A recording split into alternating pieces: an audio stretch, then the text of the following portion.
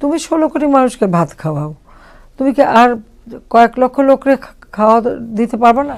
যিনি কিনা 16 কোটি মানুষকে ভাত খাওয়ান, তিনি আর কয়েক লক্ষ মানুষকেও খাওয়াতে পারবেন। সেদিন টিভির পর্দায় হয়তো জাতি দেখেছিল মিয়ানমার থেকে বিতাড়িত রোহিঙ্গাদের আশ্রয় দেয়া দয়ালু এক সরকার প্রধানকে। তবে যেটা কেউ দেখেনি সেটা হলো রোহিঙ্গা ইস্যুকে কাজে লাগিয়ে শেখ হাসিনার নোবেল প্রাপ্তির মোহ। আর এই মোহতেই প্রচলিত সব আইন কানুন উপেক্ষা করে তিনি সেজেছিলেন মানবতার ফেরিওয়ালা। ভবিষ্যতে সমূহ বিপদের আশঙ্কা ব্যক্ত করে কূটনীতিক সহ রাজনৈতিক বিশ্লেষকরা সে সময় বারবার এ বিষয়ে সতর্ক করা সত্ত্বেও তা আমলে নেননি শেখ হাসিনা। রোহিঙ্গাদের জন্য উন্মুক্ত করেছিলেন সীমান্তের দরজা। বিষয়টিকে পুঁজি করে বলেছিলেন স্বঘোষিত মাদার অফ হিউম্যানিটি।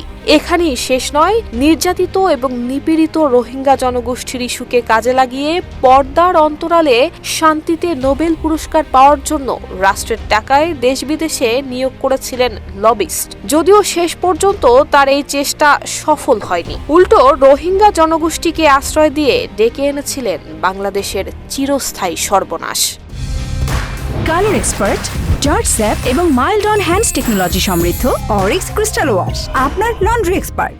রাজনৈতিক বিশ্লেষকরা বলছেন, নোবেল পুরস্কারের মোহটা শেখ হাসিনার উপর ভর করেছিল 1996 সালে। সেবার প্রথমবারের মতো ক্ষমতায় এসেই তড়িঘড়ি পার্বত্য চট্টগ্রামের জনসংহতি সমিতির সঙ্গে চুক্তি করেন। শান্তিতে নোবেল পাওয়ার বিষয়টিকে মাথায় রেখে সেই চুক্তির নাম দেন পার্বত্য শান্তি চুক্তি। তারপর শুরু হয় প্রচার প্রচারণা। নিজেকে মহিয়সী প্রমাণ করতে দেশ বিদেশের বিভিন্ন জনকে দিয়ে লেখান অসংখ্য কলাম। তবে তাতেও জোটে না নোবেল।